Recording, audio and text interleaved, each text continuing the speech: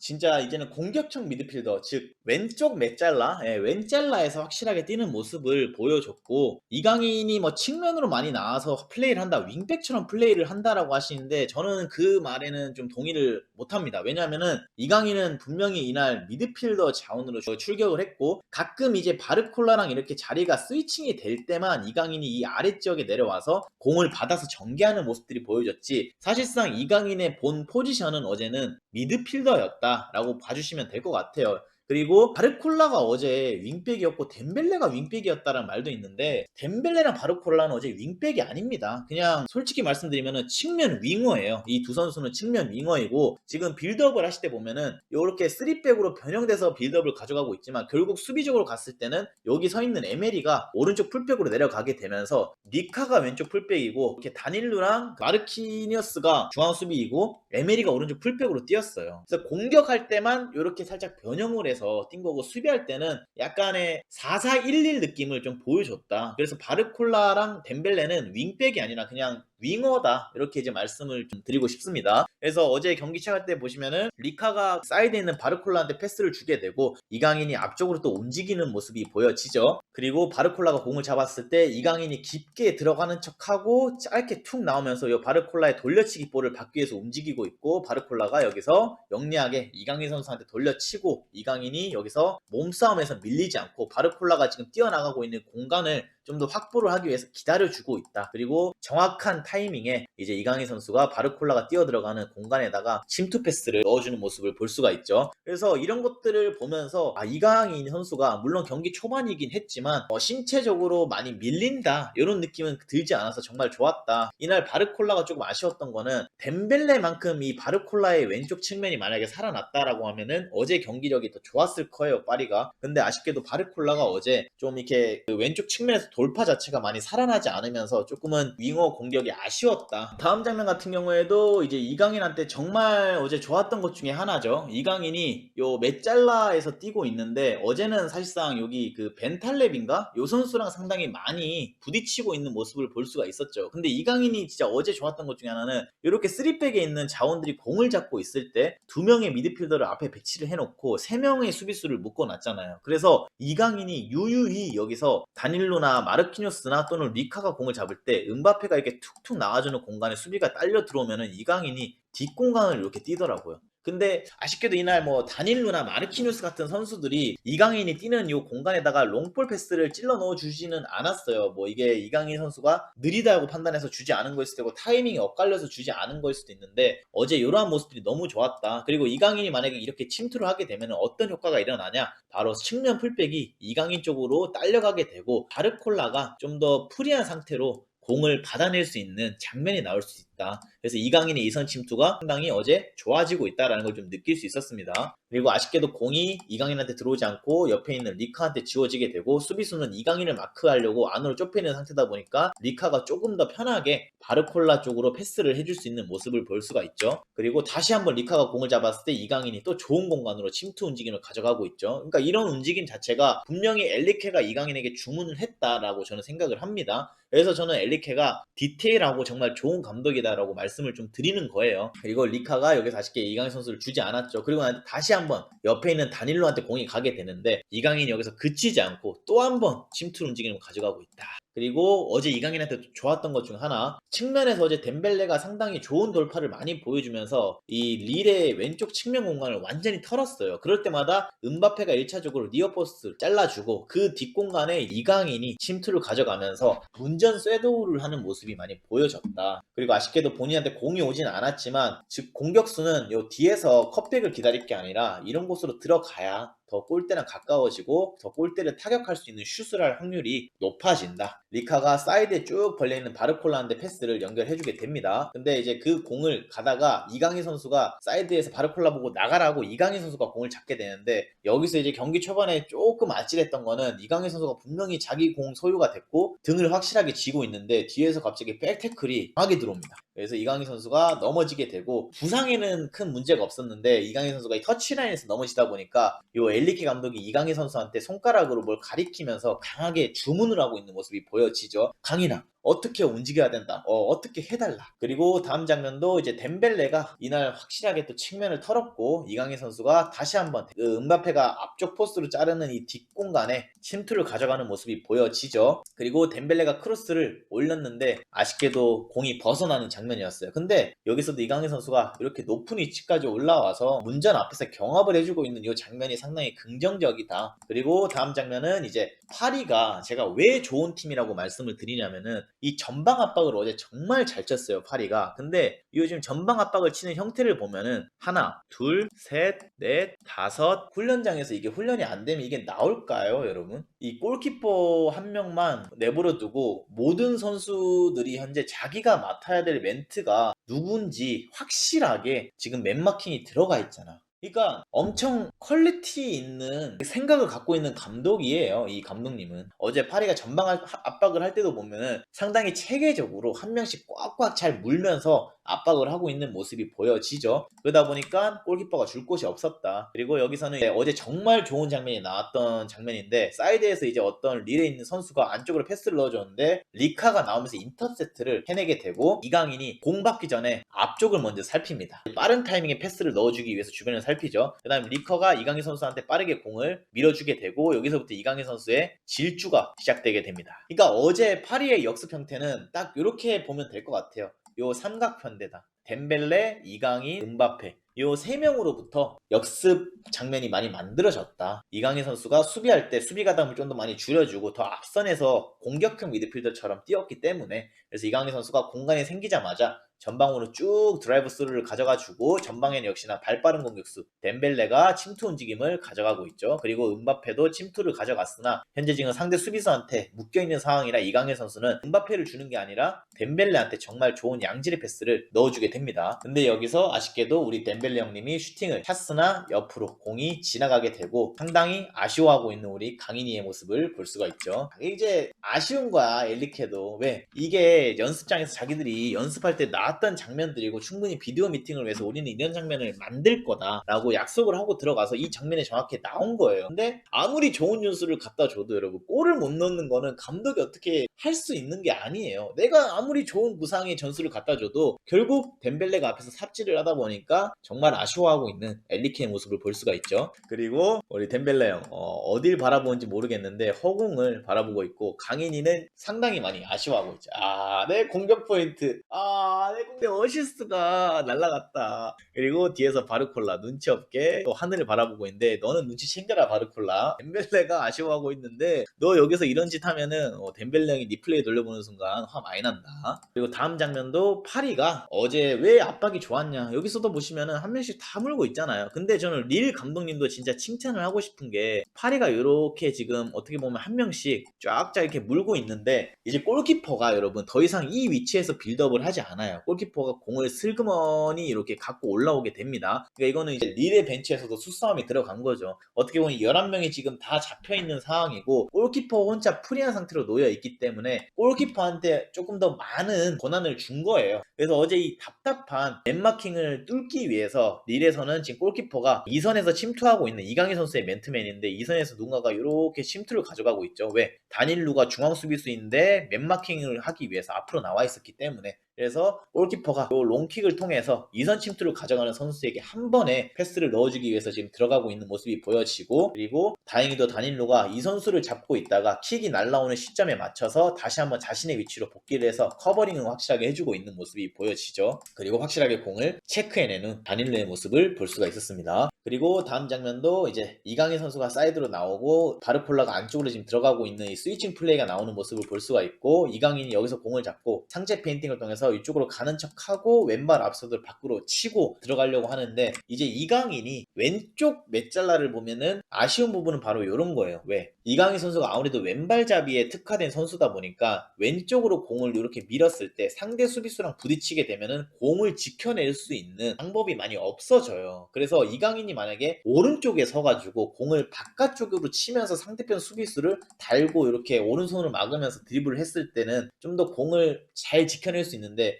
왼쪽에서 이강인이 이렇게 공을 지켜내려고 하면 아무래도 힘에서 많이 밀리다 보니까 이런 공들을 좀 지켜내기가 어렵다. 그래서 여기서도 상대편이랑 몸싸움을 하고 나는데 조금은 넘어져 있는 이강인을 볼 수가 있죠. 그리고 다음 장면에서도 이제 오른쪽에 있는 덴벨레가 쭉 침투를 가져가고 있고 에메리가 앞쪽에다가 패스를 넣어주고 있는데 다시 한번 이강인 선수가 문전으로 침투를 하고 있는 모습이 보여지죠. 왜? 은바페가 안쪽으로 자르고 이강인이 은바페가 이 자른 공간을 먹기 위해서. 그리고 덴벨레가 크로스를 올리게 됐는데 이 크로스가 이렇게 들어왔는데 아쉽게도 이강인 선수의 발밑까지는 들어가지 않게 되고 앞에 있는 이 벤탈렙이라는 수비형 미드필더가 더 빠른 공을 클리어링 해내게 됩니다. 그리고 다음 장면은 리카 에르난데스가 바르콜라한테 볼을 주고 이강인 선수가 여기서도 벤탈렙이랑 붙어 있는데 본인이 이 아래쪽에서 공을 받기 위해서 어느 정도 수비 뒤에 숨어 있다가 앞으로 툭 튀어나오는 모습이 보여지고 여기서도 바르콜라가 한 번에 이강인 선수한테 툭 공을 돌려쳐놓고 본인은 또 홀몸으로 더 좋은 공간을 찾아서 움직이고 있죠. 그리고 이강인 선수가 여기서 논스톱으로 정말 센스 있는 앞자리 공간에다가 패스를 넣어주는 모습을 볼 수가 있죠. 그러다 보니까 바르콜라가 다시 한번 상대편 위험 지역에서 1대1을 맞이할 수 있는 장면이 나왔다. 하지만 어제 바르콜라가 이 1대1을 많이는 시도했는데 상대편에게 위협이 될 정도로 돌파가 많이 성공하지 못한 게 아쉽지 않았을까.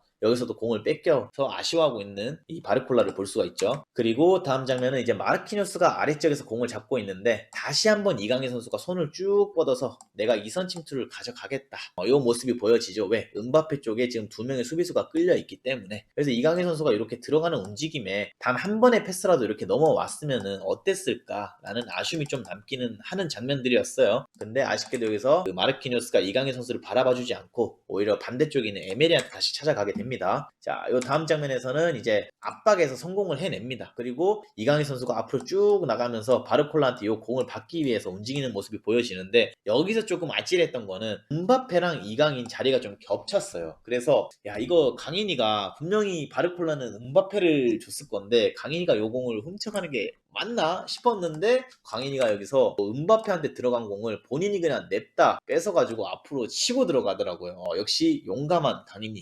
그리고 은바페는 멀뚱멀뚱 옆에서 손을 들고 있는 모습이 보여지죠. 그리고 이강인 선수가 치고 들어가자마자 또 앞쪽에 공간이 생기고 덴벨레가 침투를 하고 있으니까 앞쪽 스페이스에다가 좋은 양질의 패스들을 넣어주는데 아쉽게도 이게 덴벨레 발에 걸리지 않고 상대 수비수의 커팅으로 인해서 아쉽게 공격 기회가 무산이 되는 장면을 볼 수가 있었습니다. 어제 이강인 선수가 여러분 킬패스를 정말 많이 넣었어요. 전반전에만 벌써 골이랑 연결될 수 있는 킬패스가 두세 개는 나왔다. 그리고 이제 후반전이 되어서는 이강인 선수가 여기서 공을 뺏어내게 되고 다시 한번 본인이 제일 좋아하는 왼발로 공을 갖다 놓고 지금 타이밍을 재고 있다라고 흔히 말하죠. 바르콜라가 조금만 더 빠르게 침투를 가져가고 은바페가 조금만 더 이런 움직임을 유동적으로 가져갔으면은 아마도 이강인이 여기서 시선이 여기를 바라보고 있잖아요. 아마 왼발로 툭 쳐놓고 이강인이 이런 볼들을 넣어줄 수 있는 상황이었는데 아쉽게도 타이밍이 맞지 않게 되었고 이강인이 그냥 이번에는 쉬운 선택을 하게 되죠. 바르콜라 쪽으로. 또 다음 장면도 이제 이강인 선수가 이선 침투를 또 가져가요. 여기서 이강인 선수가 상대 뒷공간으로 쭉 뛰어가고 있는데 나는 에메리한테 창의력이 없다고 하는 이유가 이런 것들도 있어요, 여러분. 이거를 에메리가 봤어요. 이 전 장면에. 그러면은 이 공간이 지금 안 나요. 수비수가 서 있어서. 그러면 어디로 넣어야 돼? 카닝이 사이로 이렇게 패스를 쭉 넣어줘야지. 이강인이 뛰어 들어가는 이 스페이스에다가 넣어줘야지. 근데 이런 것들을 이 에메리가 해주지 못하는 것들을 보면은 에메리는 창의적인 미드필더는 아닌 것 같다라는 생각이 좀 들어요. 이런 창의력 플러스 에메리의 기동력이 있어야지 여러분 진짜 경쟁력이 있는 미드필더다 이렇게 이제 좀 말씀을 드리고 싶습니다. 근데 아쉽게도 에메리가 그냥 안전한 선택을 하게 되죠. 다음 장면은 어제 선제골이 나올 수 있었던 페널티킥 장면이었는데 이제 덴벨레가 측면에서 막 흔들다가 로빙볼로 이렇게 은바페를 보고 툭 찍어서 크로스를 올려주게 됩니다. 근데 아쉽게도 이 크로스가 조금 짧아서 상대 수비수한테 걸리게 되고 뒤에 서 있는 이강인 선수 발 앞에 공이 정확하게 떨어지게 되죠. 그래서 어제 여기서 제가 아쉬운 탄성을 내뱉었어요. 왜냐면은 여기서 이 공을 이강인 선수가 나는 오른발로 바로 그냥 슈팅을 차기를 원했었거든요. 물론 이강인 선수가 왼발이 주발이기 때문에 오른발 슈팅은 조금 미흡할 수도 있어요. 근데 아쉽게도 여기서 이강인 선수가 오른발보다는 좀 더 안전한 선택인 왼발 쪽으로 공을 갖다 놓게 되고 여기는 상당히 혼전 지역이 공격이기 때문에 이강인 선수가 본인이 한번 공을 왼발로 터치하는 순간 지금 현재 몇 명의 수비수가 이강인 선수를 압박을 하고 있죠. 그러다 보니까 당연히 슈팅을 할 수 있는 공간 자체가 안 생기게 되는 모습을 볼 수가 있죠. 그러다 보니까 이강인이 다시 한번 드리블을 통해서 패스를 할 수 있는 각도를 보고 있고, 여기서 다행히 사이드에 있는 선수에게 공을 연결해주게 됩니다. 바르콜라가 공을 잡고 천천히 드리블을 하고 있을 때 니카 헤르난데스가 쭉 오버래핑을 나가게 되고, 여기서 바르콜라가 니카한테 공을 넣어주게 되고 리카가 완벽하게 태클에 걸리면서 파리의 페널티킥 선언이 되는 장면을 우리가 좀 볼 수가 있지 않았나. 그리고 역시나 페널티킥은 음단장이 해결을 하는 모습을 볼 수가 있죠. 음단장이 페널티킥을 얻자마자 딱 가서 골키퍼의 오른쪽 공간으로 완벽하게 차 넣으면서 득점 세레머니를 가져가는데, 역시나 이제 이강인 선수가 우리 채널을 보는지는 잘 모르겠는데 이제 사회생활을 완벽하게 하기 시작합니다. 야, 음바페 옆에 찰싹 붙어가지고 바페 형 골 축하해. 근데 조금 아쉬웠던 건 하나가 있어요. 비티냐 이 친구가 이강인 선수보다 좀 더 빠르게 왔었거든요, 요 음바페 옆에. 근데 다음번에는 강인아, 우리 비티냐보다 좀 더 빠른 스피드를 이용해서 음바페의 품에 안겨야 된다. 지금 바페 형도 놀란 거야, 강인이가 와서. 그리고 어제 제일 신기했던 것 중에 하나는, 제가 전반전 끝나고 후반전 한 60분에서 70분 기점에 과연 바르콜라는 무조건 빠질 것 같은데 바르콜라랑 이강인을 뺄까,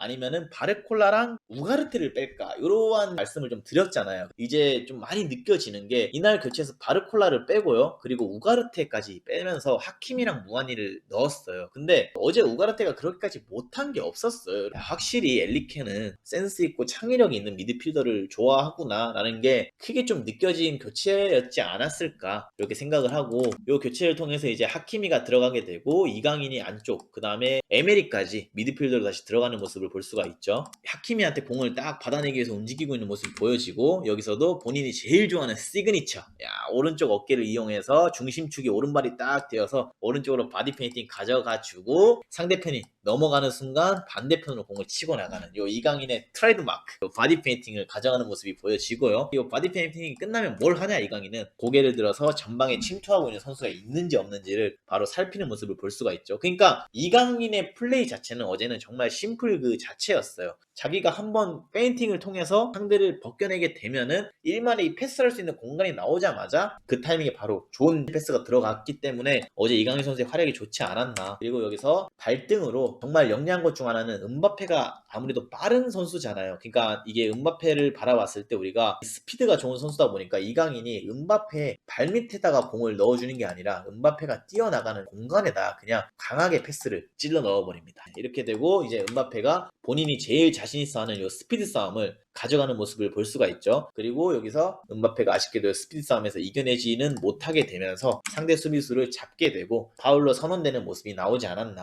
근데 여기서 정말 만족스러웠던 것 중 하나는, 이강인이 이 장면들을 벗겨내고 난 뒤에 뭔가 쓸데없는 드리블을 한 번 더해서 패스 타이밍을 놓치는 게 아니라 원, 투 하고 난 뒤에 바평이 뛰어 들어가는 이 속도에 맞춰서 그냥 경합을 붙여버리잖아. 파리의 현재 이 미드필더 선수들 중에 이런 볼들을 넣을 수 있는 선수가 여러분 얼마나 되겠습니까? 저는 솔직히 에메리가 이 볼을 넣을 수 있냐라고 하면은, 저는 에메리는 이 볼을 넣을 수 없다라고 과감히 말씀을 좀 드리고 싶어요. 그래서 어제 이강인 선수가 이런 시도를 하는 거 보면서 몸이 좀 많이 올라오고 있구나라는 게 느껴졌습니다. 그리고 다음 장면은, 어제 요 벤탈랩이랑 이강인 선수랑 요 죽방 한 번씩 주고받고 난 뒤에 계속해서 서로 마주보고 있는 장면이 나오더라고요. 그리고 조금은 안타깝지만 우리 깡진리 입술이 찢어져서 어제 집에 가서 푸시딘 연고를 좀 잘 발랐기를 좀 바라봅니다. 그리고 난 뒤에 어제 이제 경기가 끝나게 되고 엘리케랑 리레 감독이 포옹을 하고 들어가는 모습을 볼 수가 있었는데, 솔직히 어제 이강인 선수의 활약 말이 많아요. 이강인이 측면 윙백처럼 뛰었다, 측면 윙백처럼 뛰었다가 아니라, 이강인은 어제 미드필더 즉 왼짤러로 나왔는데 그냥 상황마다 그 상황 때문에 바르콜라랑 자리가 스위칭돼서 왼쪽에 나가서 빌드업을 전개를 했던 거지, 결국 이강인은 미드필더 선수로 뛴 거고요. 그리고 오늘 이 파리가 압박하는 이런 장면들을 제가 몇 장면 캡처해서도 보여드렸고, 공격할 때 역습할 때 이 컨셉도 제가 보여드렸잖아요. 과연 이것들을 보면서 엘리케가 정말 좋은 감독이 아닐까라고 봤을 때는, 저는 엘리케는 정말 좋은 감독이라고 봐요.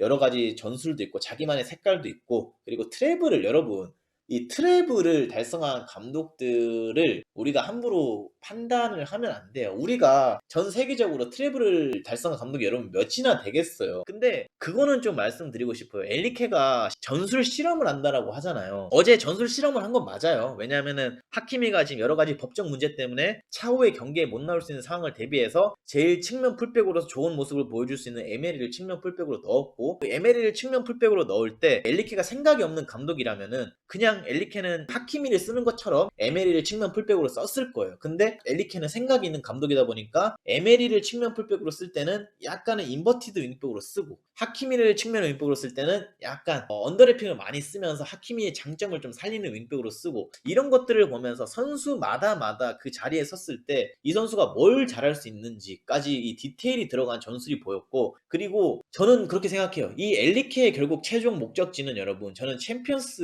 리그 우승컵이라고 생각을 합니다. 어떤 그 누구의 감독이 여러분 PSG에 와서 리그왕 우승하는 걸로 만족을 하겠어요. 근데 이 전술적인 어느 정도의 실험을 솔직히 챔피언스 리그 이제 토너먼트 갔잖아요. 챔스에서 할 수는 없어요. 챔스에서 어떻게 실험을 해. 챔스는 나가면 전쟁인데 매 경기가 결승인데 16강부터는. 그래서 이런 전술적인 실험을 이 리그왕에서 나는 한다는 것 자체가 배포가 큰 감독이라 생각을 해. 솔직히 여러분, 이게 지금 상대편이 이렇게 리그 하위권 즉 강등권에 있는 팀이랑 리그 경기에서 전술적인 실험을 하는 것도 아니고, 릴이라는 팀이 리그 4위예요. 리그 4위 팀을 상대로 이런 실험을 해서 특히나 이 원정 경기에 와서 패배를 하지도 않고 어떻게 보면 승점을 3점 가지고 갈 수 있는 이 경기를 했다라는 것 자체가 이 감독이 더 칭찬받아야 되지 않나라고 저는 생각을 하고, 그리고 엘리케의 머릿속에는 이미 리그왕 우승은 어느 정도 좀 정해져 있는 것 같아요. 리그왕을 우승할 자신감은 그냥 가득 가슴에 차 있는 것 같아요. 그러다 보니까 이런 배포를 가지고 리그왕에서 이런 실험을 하는 게 아닐까. 그리고 이 실험을 해서 만약에 경기력이 안 나오고 경기 결과가 잘못되면은 솔직히 이 실험에 대해서 비판과 비난을 할 수가 있어요. 근데 어제 경기를 보면서 솔직히 여러분, 경기력이 안 좋았습니까? 경기력 좋았어요. 경기력 좋았는데 본인들이 득점 찬스 못 살린 것도 있었고, 마지막에 그 패스미스 나와서 실점한 것도 있잖아요. 득점 찬스 못 살리는 걸 어떻게 감독이 뭐라고 해. 그래서 저는 엘리케가 이런 전술적인 유연함을 가지는 거는 크게 비판과 비난을 할 건 아니라고 생각을 해요. 만약에 여러분, 저는 딱 하나 말씀드리고 싶어요. 엘리케가 챔피언스리그 16강전에서 그 경기에서 전술적인 실험을 가져간다? 라고 하면 저는 엘리케를 끊임없이 비판과 비난할 겁니다. 당장 전술 실험을 할 만한 경기가 아니잖아요. 토너먼트전이잖아. 거기서 쓰기 위한 전술을 현재 이 리그왕에서 실험을 통해서 가져가고 있고, 실험을 하고 있는 이 와중에도 리그왕 1등을 놓치지 않고 있다라고 하면은 저는 이 감독을 오히려 더 칭찬을 해야 된다, 이렇게 이제 생각을 합니다. 만약에 실험을 하고 있는데 지금 리그왕에서 1위를 못하고 있고 막 2등 3등을 하고 있어요. 그러면 욕 먹어야죠. 언제까지 실험할 거냐고. 1등을 하고 있고, 켄트님 말씀이 맞아요. 리그 4위 팀 상대로 그러는 게 맞나, 그 말이 맞아요. 엘리케는 리그왕은 그냥 자기 발판 아래로, 한 수 아래로 깔고 그냥 경기를 하는 거예요. 그냥 리그왕은 우승은 우리가 어차피 할 거고, 리그왕에서는 내가 챔스에서 쓸 전술을 연습하는 시간이라고 생각하는 것 같아요. 진짜 솔직히 말씀드리면 그냥 레벨이 다른 사람이라고 여러분 봐주시면 돼요.